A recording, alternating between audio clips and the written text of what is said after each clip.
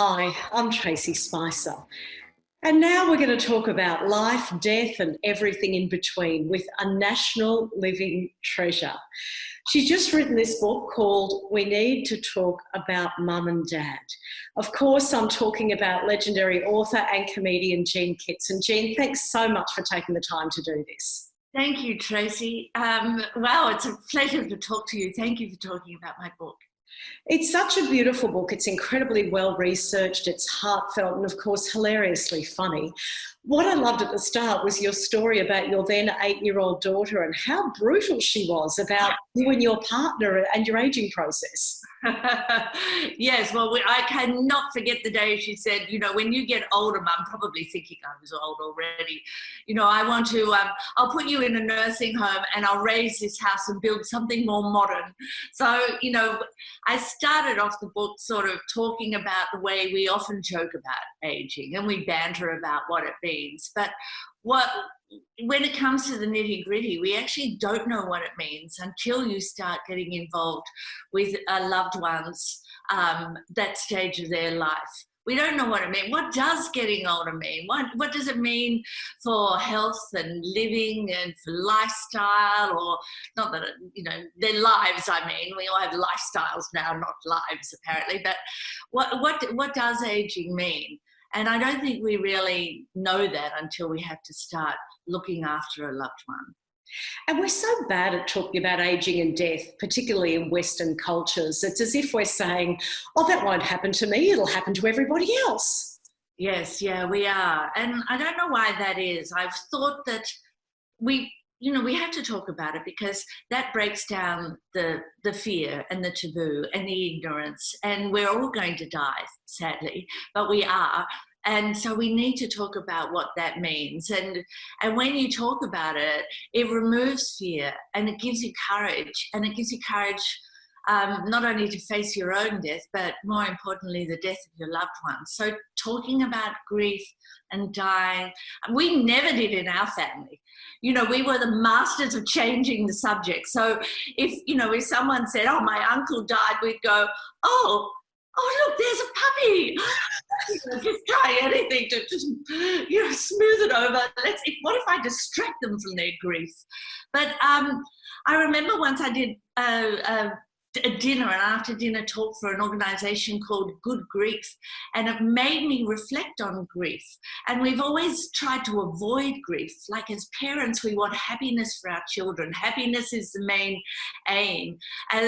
But as if that's, but every life, grief is fundamental to our humanity, and grieving for the loss of someone or anticipating the loss of a loved one is something that gives our life value. It means that we've loved people and they've loved us, and it's important not to be afraid of it. I mean, I think for my parents' generation, one of the things was that when they came back from the wars, they were told not to talk about people they'd lost and things they'd seen and people they mourned. They were told to get on with their lives as if all that grief was a thing apart.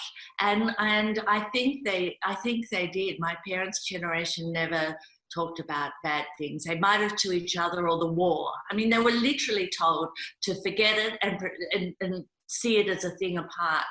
And I think that meant that we didn't have those conversations growing up. I don't know whether you did, Tracey, but we didn't talk about that sort of thing growing up. We never did. And so when I had to become the primary carer for my grandfather when he was dying in recent years, I had no idea what to do emotionally, but also with all that documentation. And one thing that's fantastic about your book is you give terrific advice on how to go through those practicalities while caring for your elders.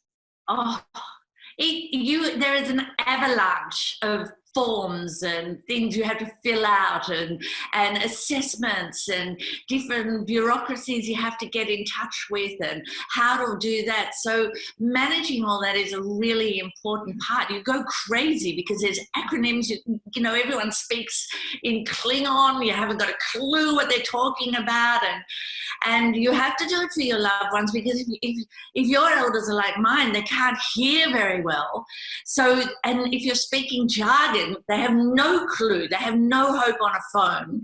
And so there are a few really top tips, like when to call Centrelink before 10 o'clock, never after 3, not on a Friday, forget it.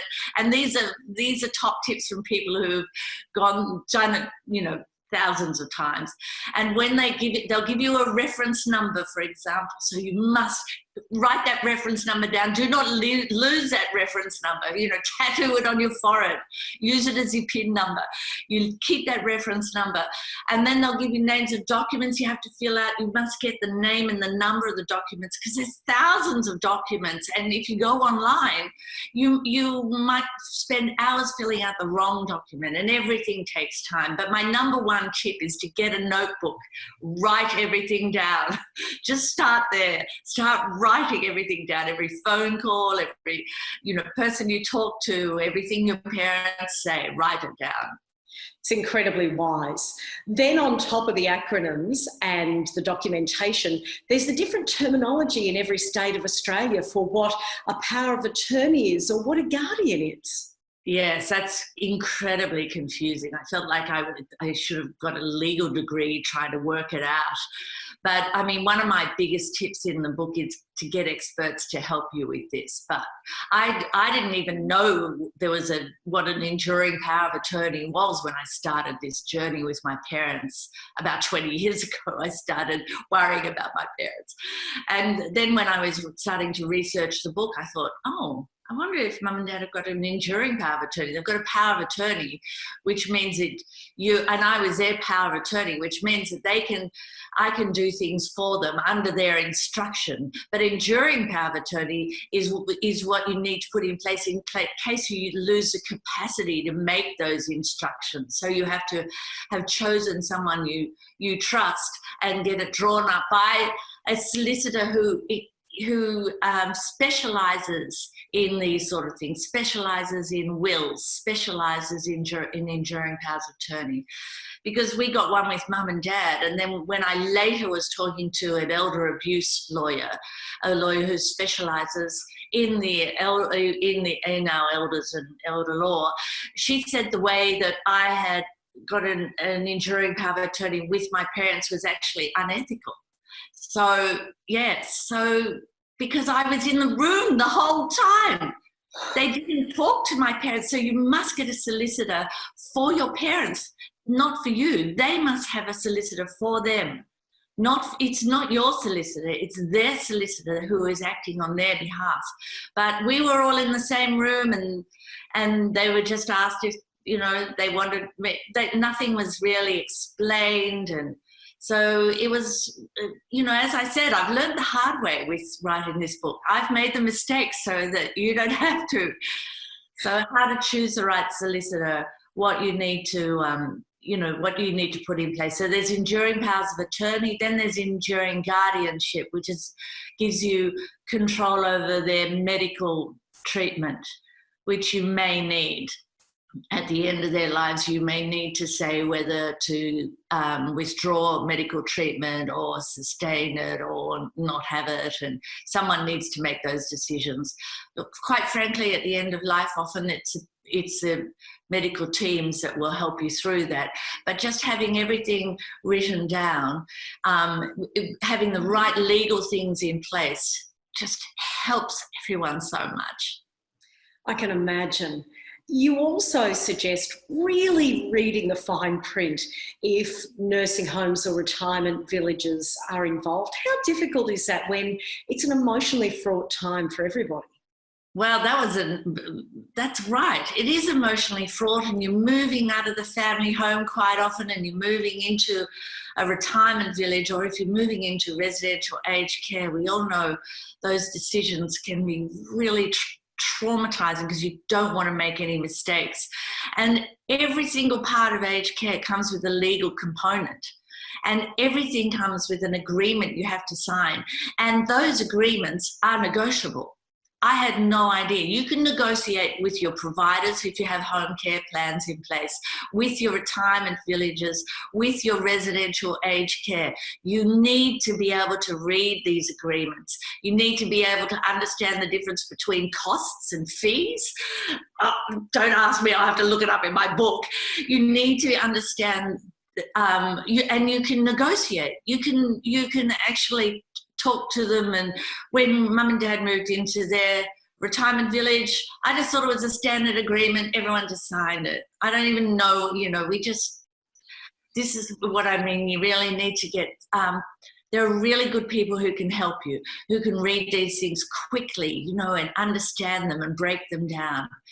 Really, and it pays to get experts, and they're not expensive in the long run at all. Everyone thinks, if I got a lawyer or a solicitor, it's going to be, so many hundreds of dollars an hour. It doesn't really work like that. There are great people who specialize in later life, financial advisors, solicitors, and accountants now, of course, are specialising it, because there's so much elder abuse that now accountants are looking very closely at how they can protect their clients, often from their families.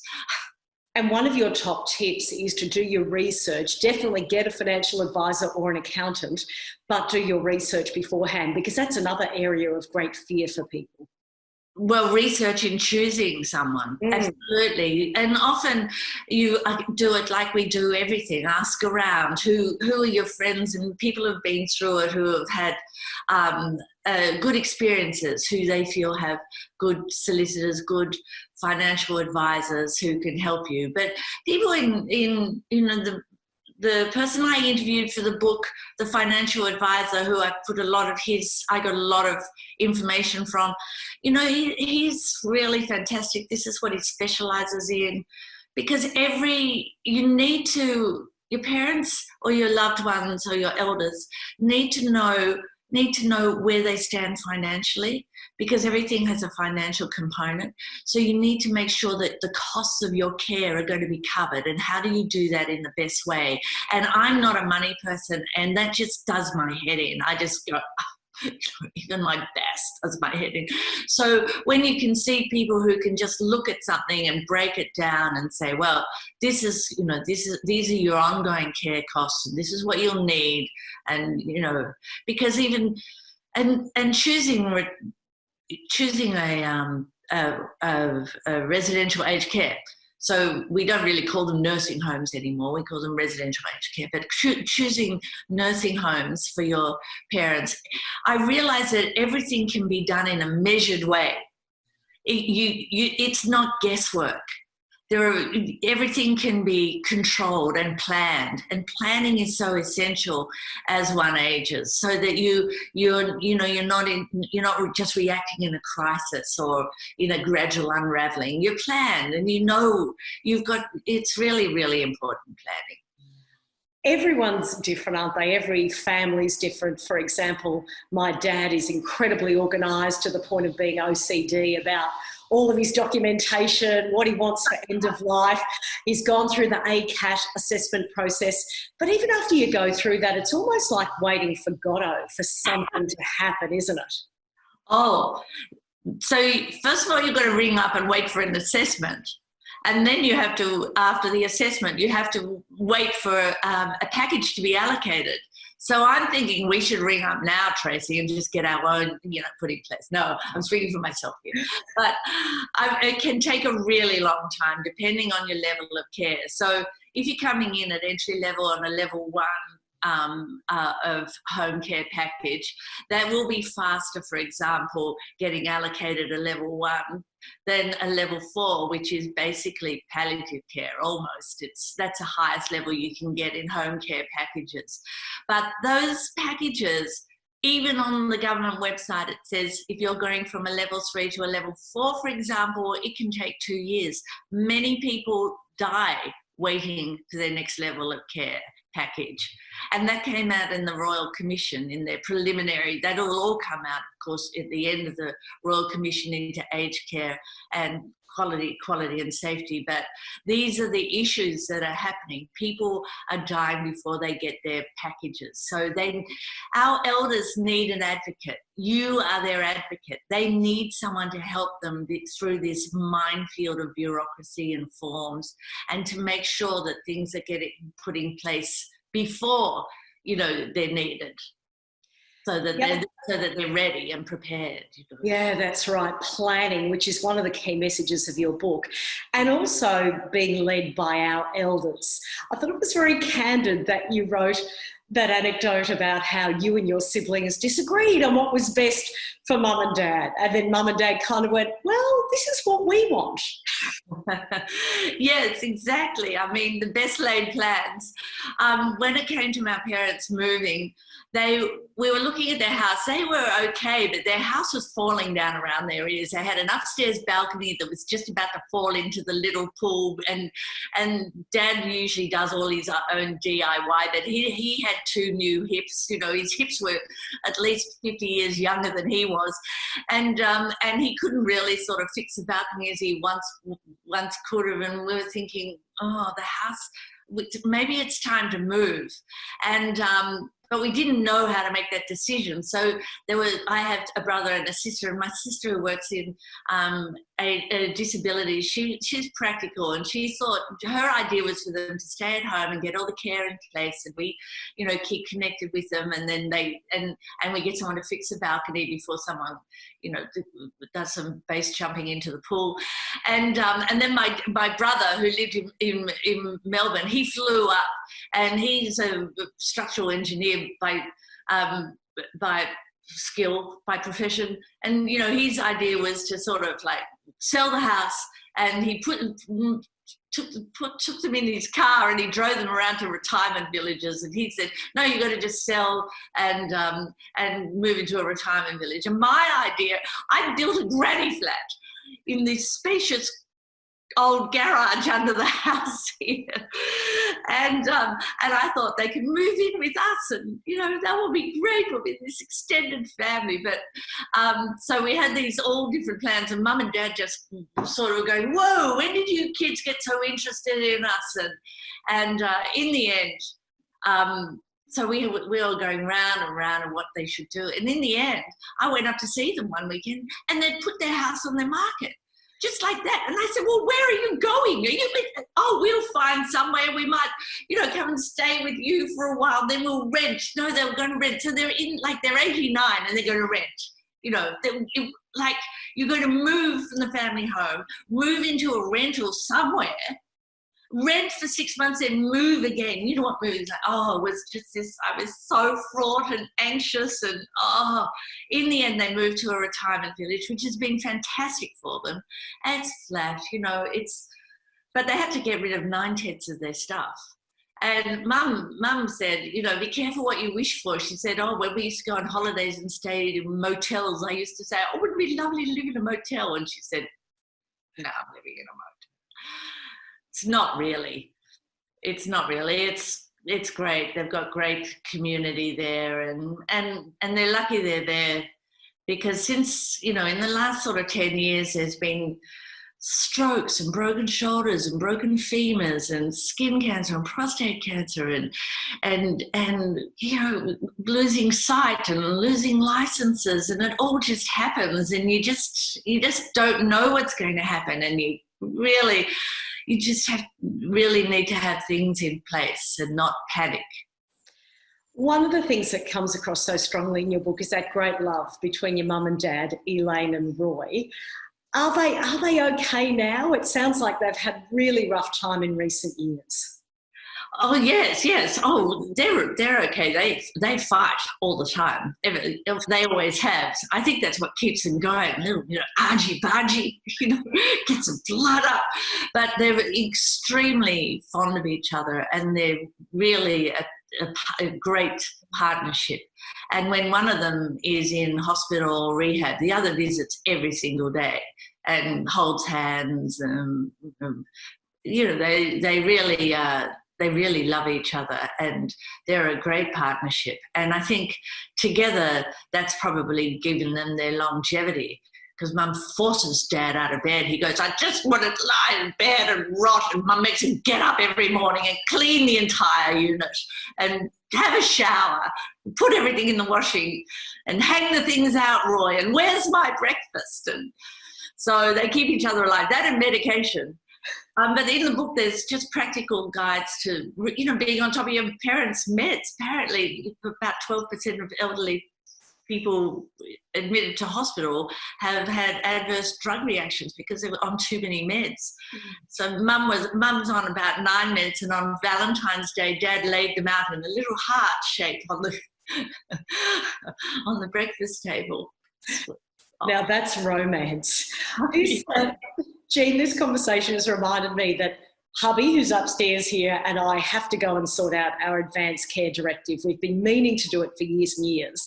But the other thing it's reminded me to do as a 50-something-year-old woman is to really keep an eye on my superannuation, because it's something that gives great comfort in a time of uncertainty to know that whatever you need to do, you've got a nest egg there. Do you have advice for people about superannuation? Oh, no, really, because, well, my only advice is that we have got a fantastic financial planner now who we trust completely. And when you do that, it's such a relief. So for years and years and years, we've been really worried about our super. Are we doing the right thing? As I said, we're not really financially savvy. We don't have those.